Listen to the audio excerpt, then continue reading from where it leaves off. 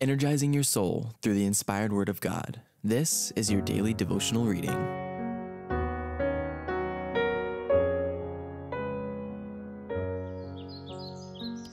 This Day with God, a devotional by Ellen White, September 12th.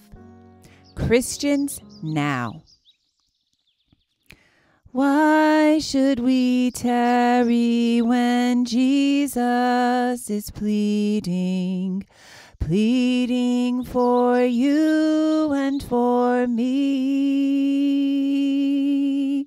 Why should we linger and heed not his mercy for you and for me? Come home,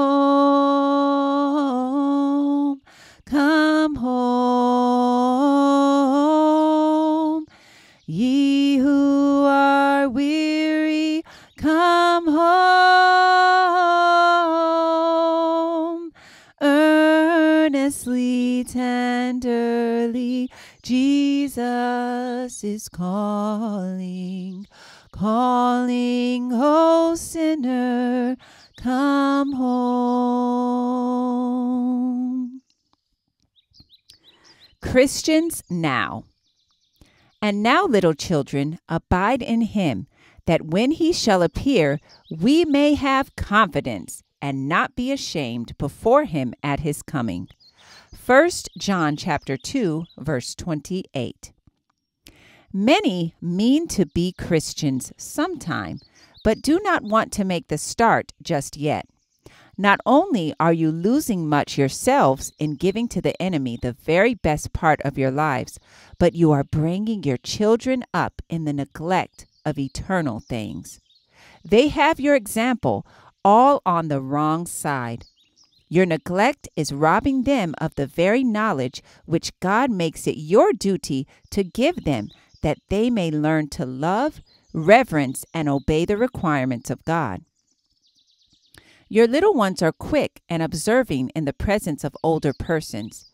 You are molding their minds to think as you think, to act as you act, not to bow the knee to the sovereign of the universe, because you do not do so.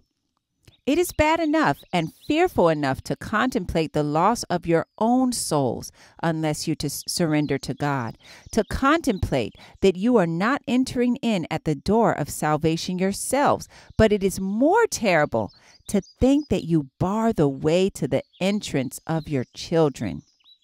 Forget for once about your dignity and social position, and start out before your children as learners in the school of Christ. Tell them frankly that you have made a mistake in neglecting to acknowledge yourself as a child of God.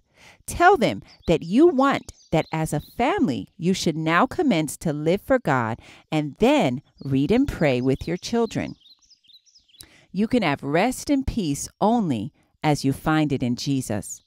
The world, its maxims and its customs are the parents of unnumbered sufferings. Many suffer with ungratified wishes. They bind burdens on themselves, their ungratified desires.